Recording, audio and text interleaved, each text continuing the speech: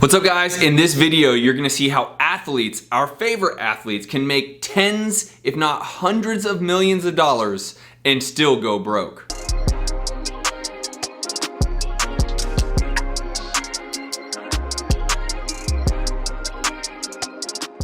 So you wanna be an athlete growing up. You wanna make the big money. Well, there is a huge, massive percentage of these athletes that actually go broke in a short time after they retire from the game. So why is that? Now, I have read a ton of autobiographies, and in fact, one of my closest childhood friends made it really big and had a long career in the NFL. And based off reading these autobiographies, and many of them from my favorite athletes themselves, and sitting down and having really close conversations with my buddy, I've come to a couple main points of why these incredible athletes who have done so well on that main stage and financially, ultimately why a massive percentage of them go broke. Now, I'm gonna list them out, and they're not in any exact order in precedence. However, there are some common threads when I'm reading these biographies as well as talking to my friend on why but these incredible athletes are actually having such financial trouble. Now, here's what I would tell you. If you are an entrepreneur, you are in business, you are a real estate investor or otherwise, keep watching this video because a lot of the same themes and threads and principles apply to you too. Now, the first one is keeping up with the Joneses. Simply outspending what you need. Actually spending on what you want and not what you need can get you in trouble. Whether it may be the watches, whether it may be the houses, whether it's the cars, whether it's the jewelry, it doesn't matter. What tends to happen when people come into that type of money, their living expenses go incredibly high. They are not needed, they are wanted, and as the end of their career winds down and they're not earning as much and then their career ends, all of those same costs continue to go forward. So if you have multiple houses, multiple cars, and you have a high living expenditure, then you're ultimately gonna run out of cash quick regardless of how much money you have. The same would be said to you business owners or to us business owners. If you have a huge operational cost and you have a bad month or quarter or year, very quickly all of that money that may be in the account and makes you feel good and allows you to run the operation can go away like that because you are living outside your means. Now, I can't speak for them specifically, but I do know based around the conversations me and a very close friend I have, let's call him Travis, because his name is Travis. We have talked at length about this, and athletes continue to constantly get hit up by their friends, their family, people they went to school with for money, whether it be loans or gifts or they think they're owed something. And athletes tend to feel obligated to be able to do that for their friends, family, and loved ones, and so they do. Well, again, if you are giving away money because you feel the need, it's not that easy to keep the money you earn. I do have one asterisk to that point. If you are donating to charity or you are donating or tithing to church, I would say that would be a pretty massive exception.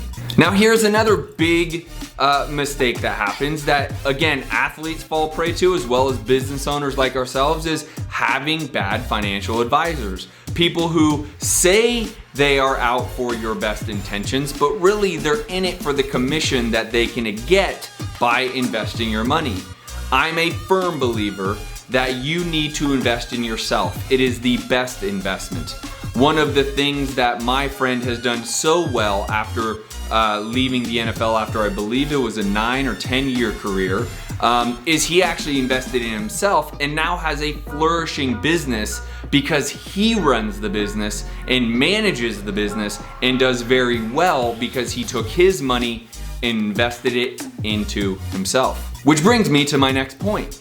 Most athletes don't actually have the financial education to know what to do with it.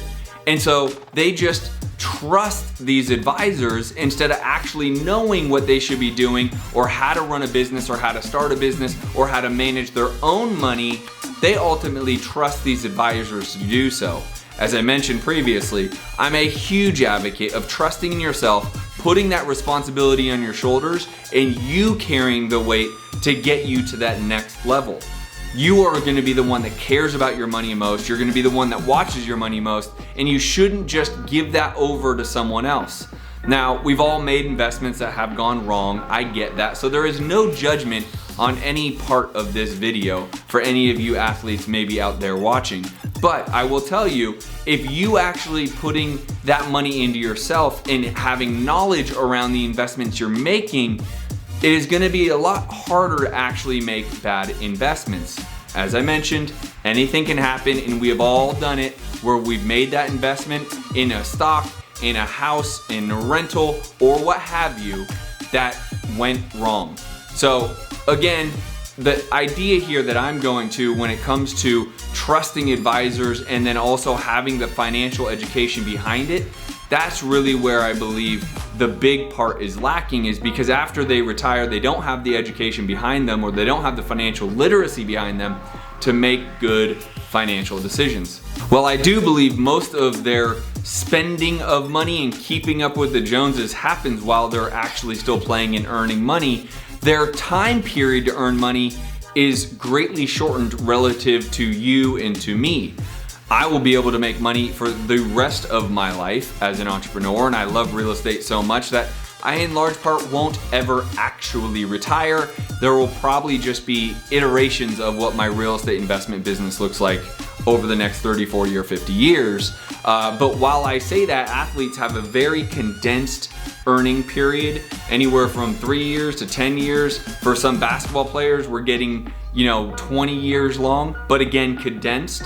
But then you look at the athletes that have done so well, and it's because they've made really prudent, wise decisions, and they've invested in very financially stable businesses, and they are not taking big risks, or they're investing back into themselves, as I've said my friend has. One of the names that comes to mind is Shaquille O'Neal. Another one would be Magic Johnson. Now, these are two basketball players, and there's numerous football players who have done incredibly well as baseball players.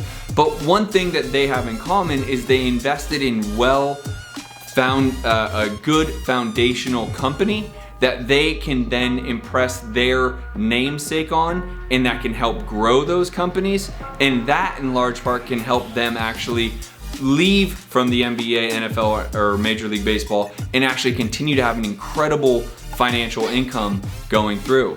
It all comes back to their understanding of the economics and the financials of a business and in being an entrepreneur. And again, as I mentioned, this just goes back to financial illiteracy.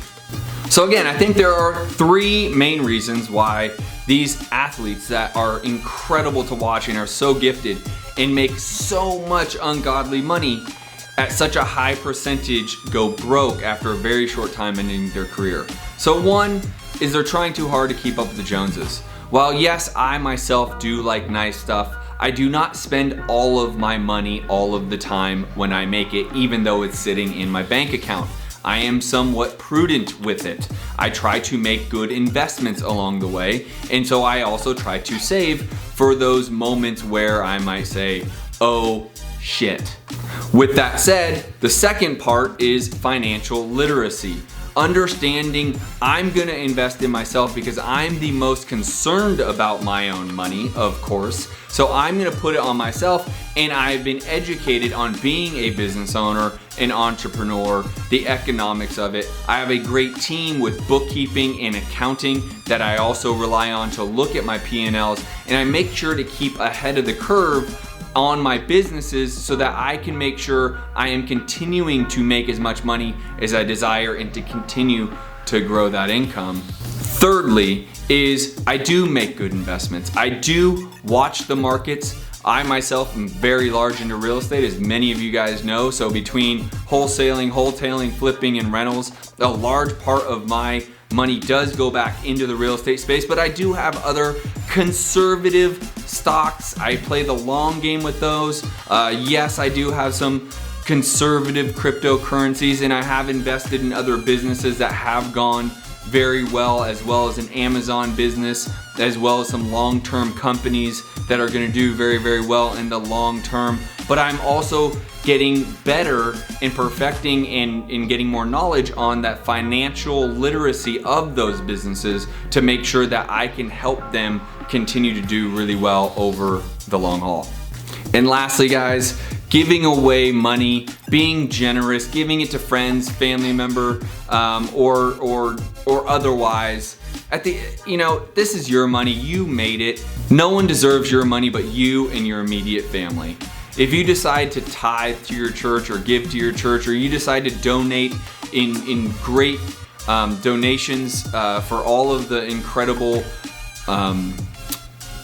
charities out there, then that is your choice. But to simply give to friends and families and others who are just asking for handouts, that is unneeded. And so in large part, to conclude here, and by the way, if you like these training videos, make sure you're hitting the like button, make sure you're hitting the subscribe button, because in large part you can learn a lot from what's happening with these athletes in entrepreneurship. You can really realize it comes down to those 4 basic principles of they're spending way too much money as they're making it, so they're not keeping enough of it. They don't have any financial literacy, so they don't know the decisions. They're trusting other people to invest their money for them. They're not doing themselves. They're allowing someone else, and they're not controlling their money, and someone else is really only in it for a commission.